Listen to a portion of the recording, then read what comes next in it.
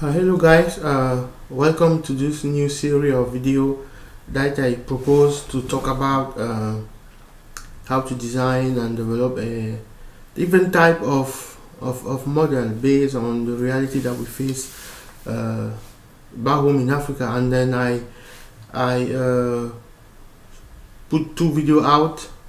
One was just to present the purpose of this video, and the second one was to some kind of present the design, what mean modeling, and then the the first thing that we have to do when we talk about modeling a system, it was system of identification. And then I went through just the basic step. For example, I talk about how to design a very sophisticated identification system.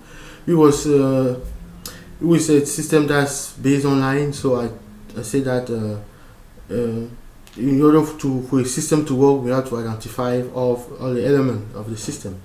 So if you have to build a system, you have to identify people, for example, and then you have to identify things like business and all those things. So you have to identify entity. So in order to do that, we have to make sure that we create a very good identification system, and then I propose a dynamic identification system, but a system that we identify especially people in a dynamic way, meaning that the system will not be static the way that we have today, where, for example, you have a ID system that identifies somebody. Now if the person was identified 10 years, you still have the same information in the system. And then what I propose is that the system is dynamic, and the system follow the person as he moves. So if somebody was identified maybe 10 years from now, the information that we have in the system will be updated for example, every year, and then we will have a system that follow him. His image, his picture will be also updated every year. So at the time that he print the ID reflect the current information that they have, and then all the other information will be in the system as update, and then anytime we want to look it, we can look at all this information.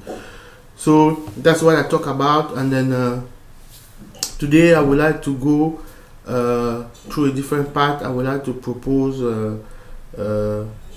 modeling, especially in like I was talking about economy and financial modeling. So I would like just to give some basic on the base of my knowledge about finance, and that in the modeling point of view, in the way that it is taught in school that we have today in many university or in many school.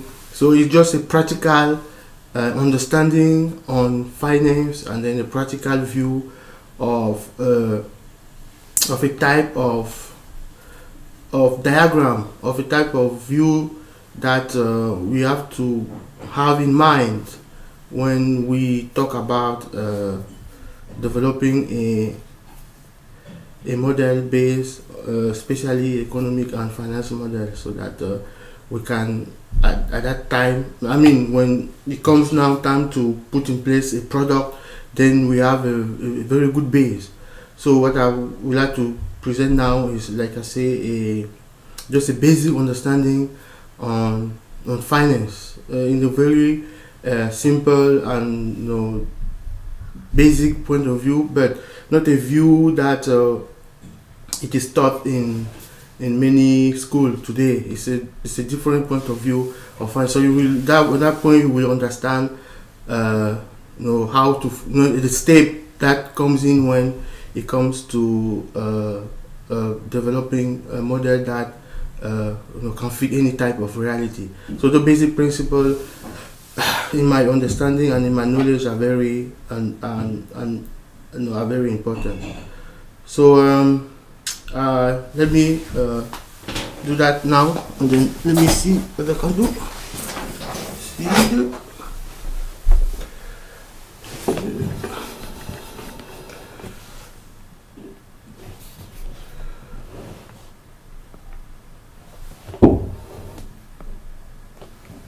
I don't know if you guys can see the diagram.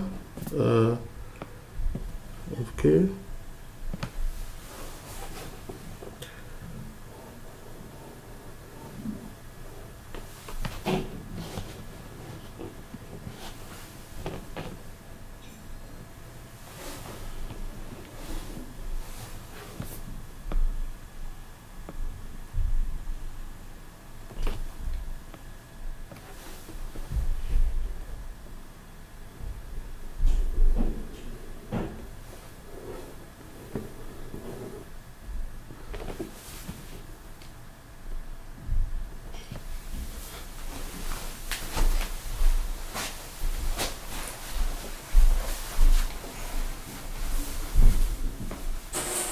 Okay, I hope you see the diagram.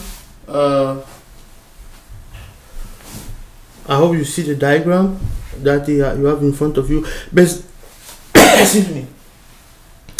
Basically, this diagram just show you, like I said, like, you know, let's say a financial system, and then basically in this financial system you have different blocks, and then you have block on the left, block on the right, block on the top, and then you have block on the center. So the first block on the top, where you see a household, you have group, you have set of family. Basically, this is a block where you have like household, though you have people, and then those people now come together and then create a group, set, family. For example, I like to take a practical example, and then let's say you have a community. Let's say I always like to take example on me. Let's say like I'm from Cameroon, and then I am from a part of Cameroon, in the west part, and then I'm from an area called Bambutos, like I said, Buddha. So let's say Buddha come together. So household, let's say, represent every single Buddha family in Cameroon. Okay, and then they can come together as a group, as a set, as a family. Let's say, for example, in each village, and then people will come together, and then to create that group. Let's say a group represents, for example, every village in that area, and then you have a big group that collects all those group and put them together. So you have a set of village, let's say 20 village, and then you have another set that contain all those village. So they come together, and then they form a financial group. So when they form a financial group, then they have now the capability to, to have a possibility to go now on the market and seek or provide go on the capital market now. Like I said, now they go on the capital market. So when they go on the capital market now, they can provide capitals for the market, and then then they have you have at the center called financial intermediary, which is bank and everything that you can believe that will interact with the financial market, and also will interact with those group. And then you have on the bottom you have a non-financial corporate, which are business. So those business, those are the ones that will make product that they can use. You can say, you can think about anything that we can produce and put on the market. And then you can see that when the product is put on the market, it goes back to the family. So those, you see that now those products now can come to the family, and then people can use those products. And then you can also see that those group and said we provide labor to the labor market, and then the labor market now will provide that to business. And then now the financial corporate also will provide a product to the capital market. And then you can see that all those groups interact with the financial intermediary. The financial intermediary is the one that will flow the capital up down. So the finance, for example, financial corporate can have money, they put that in the financial market and give that to financial intermediary. The financial intermediary can have money and give that to the financial corporate. Financial corporate means a business, and then they can also do the same thing with group. So this is basically the way that things can be done, basically. But what I would like to say is that in the current model that we have most here, we don't have group, set, and family. We just have household. So if you remove group, set, and family, you will have the current system that what we have today, where you only have households that provide to the capital market and to the financial intermediary and to the labor. But what I added is just group and set and family, so that now the system is based on reality. It's based on the fact that people have to come together and do the way that we used to do before, and then now deal with business. For example, we can have let's say a company that do like agriculture, or they can grow some crop, and then instead of having only one person that grow the crop and get the benefit for himself, you can see if the village come together and they grow the crop, you see that the benefit can go to the village. Or you can have what we call in Cameroon cooperative, things like that. So you can see that when it comes like that, it is more benefit to the society than individual. And then when people come together, that's when the strength of the economy is better. So basically, this is a basic. I don't want to go through the detail. I will go through the detail before. So this is just a presentation. You guys can interpret that the way that you understand it. And then let me go now to the next phase of the table, so that. Okay, let me go.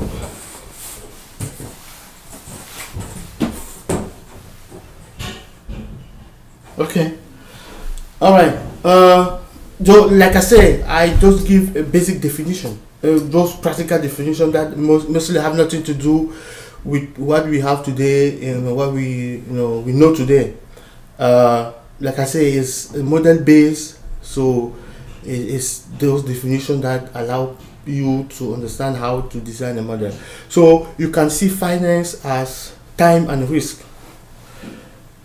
That's how you see finance. So you have time and then you have risk. So you spend your times, and then when you spend that time, you also have to understand that there's a risk associated with with that time that you spend in dealing with with money or with any project. So it also has the same definition as math and money. So in this sense that I say math and money is very basic. So it means that you can see finance as time and risk, and you can also see finance as math and money. And then that math and money is very basic math, and it can also be a very high level math. So it means that you don't have to be in school to understand that you have to sell something and benefit, and then you can see what is happening most in our society, where most successful people are not people who went to school, and then most people who went to school and study economy, math, they are not also successful in finance. So it's a match. So you also have to understand that's what it means. It's a math plus money. So that means you have to know how to say, okay, today I want to make X amount of money. You must be able to know that you have to sell and make profit, and then do things like that. So this basic definition. So and then in terms of financial analysis, so is a function that do two things. So when you say, okay, let me analyze something, let me do a financial analysis, let me analyze finance. So analyze times and risk, or analyze math and money. So basically what you do two things, which is valuation of asset, and then you do management of asset. So that's a definition of financial analysis. So you do valuation of asset, and then you do management of asset. So basically now let me define an asset and then let me define a stock. Know the way that we understand, the way that we always understand. So you have to see a stock, like I put on the diagram before, as when you take, for example, a bucket and you fill that bucket with water. So the level of that water, that's what you have to see as stock. Know the way that we see that in market, where you talk about stock market and then give those definition. And then you have to see the flow now as the rate of change of that asset. So how does the way that asset change the flow? So when you put water water on in the bucket, you have to see the rate that it change. How fast it go? How does that change? So how fast, for example, the water is coming in the cup? How fast that water goes in the cup? So that's how you see the flow. So those two definitions of asset and flow are very important to understand. So you have to forget a little bit about the definition that we have, learn many days in school about asset, stock, the way that you see on TV now anywhere. So those type of definitions are not good when you're trying to do modeling. Though it's only good for a part of finance, which is accounting. So that's only where it is very practical. This is where you say, let me do accounting, and you have a definition that fit that area of finance. But in terms of modeling, this is how you have to see asset and flow. So like I put it down, you see definition of asset. It's a property, it's a plant, it's an equipment, it's a business entity. So that's how we always see an asset. So we see an asset is like a car that I have, or a house that I built, or it can be an equipment, or it can be a business that I built, that I have. It can be a property. I bought a land, and then I have a title of the land. I build a house on the land, so that's an asset. But this is just a accounting view. You don't view an asset as this way. When you do modeling, you have to see an asset as the how fast the water is coming in the cup, and then you have to see a stock as the level of that water in the cup. So it's very important to understand that when we do that, when we do modeling.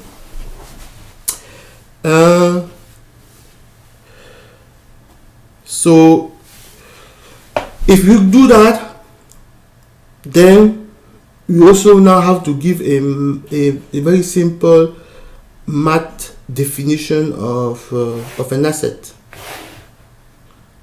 And you can see that I put down there that an asset is the same as a sequence of cash flow. Like I say, you have to understand all those things. Not to understand, but you have to put it in your mind. So cash flow, and you see that I define the flow as a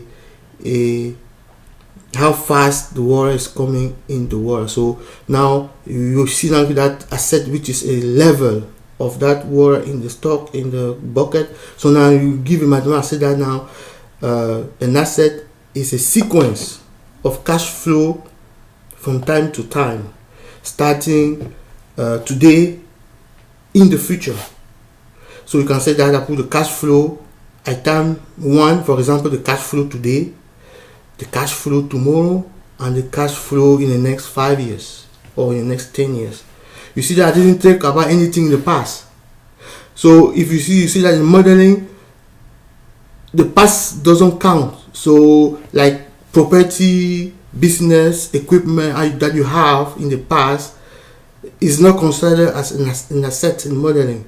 It is considered as we see that as asset if it can generate a cash flow today, tomorrow, and in the morning. For example, if you build a house and then you put that house for rent, for example, then now in modeling we can say that it is an asset because every single month it generates money, and then it generates a cash flow.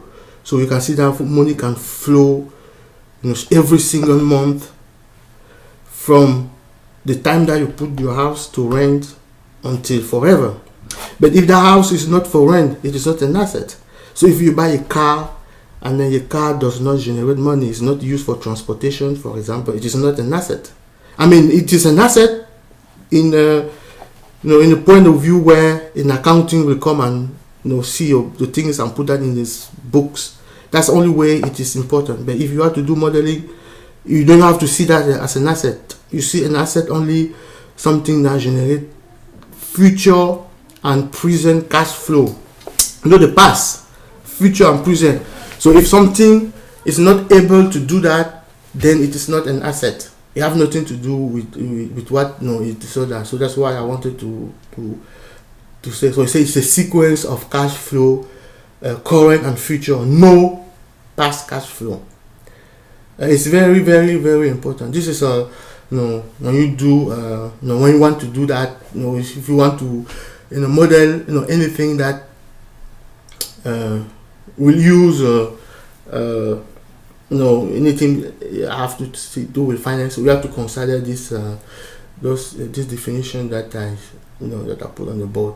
So now the valuation now is also very important. It presents a value, an operator. Now if you want to evaluate an asset, you have to put now that in one operator and evaluate that. For example, if you have a land or you have a house that generate cash flow every day, every single month, that's only the way that you can evaluate that house and give a price to that house.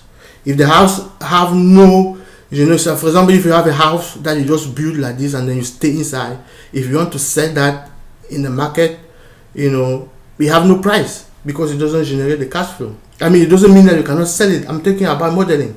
So it doesn't generate, because there's no operator that we can put on that to generate. We can only generate that if the house generate cash flow. For example, if you collect rent on that house every single month. So we will say, okay, since you collect rent on that house every single month and then you will collect that rent forever, then you can give a price to your house. Somebody now can evaluate the house and say, okay, this is the price of your house, and then now it can go on the market and then people can bid on that and buy it. So having a house just like that and think that it's an asset, or you can sell it, it doesn't work that way. But it doesn't mean that like I say, when I'm talking only in the modeling view. It doesn't have nothing to do with accounting and things that you guys learn in school. It has nothing to do with that. So you take a valuation operator, then you put that cash flow in a valuation operator, then that V0 that I put on the table, that's what we evaluate. So that's the market at this time. So the market here is represented by V0 because that V0 is actually the market.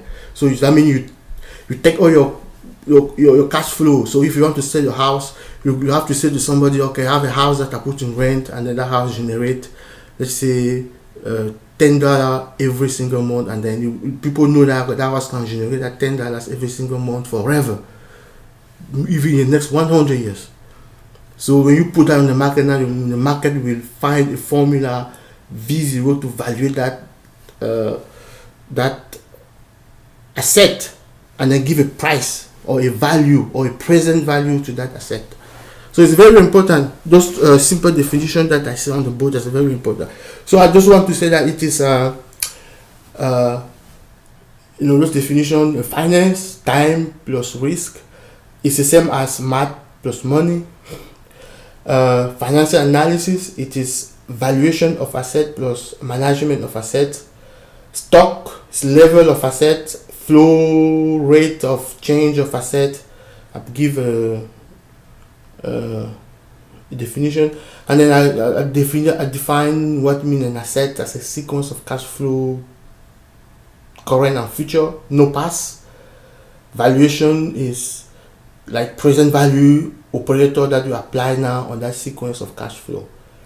These basic definitions are very important, and now you will Next time I will talk about how we can apply that now in what we do every day in our society, so that we can now modernize what we do every day. Because you can see in this thing, we do those things every day in our life. So it's just that we have now to see how to modernize that and transform everything that we do in financial product that we can maybe sell, and define a system where those products can be sold and the people can buy it.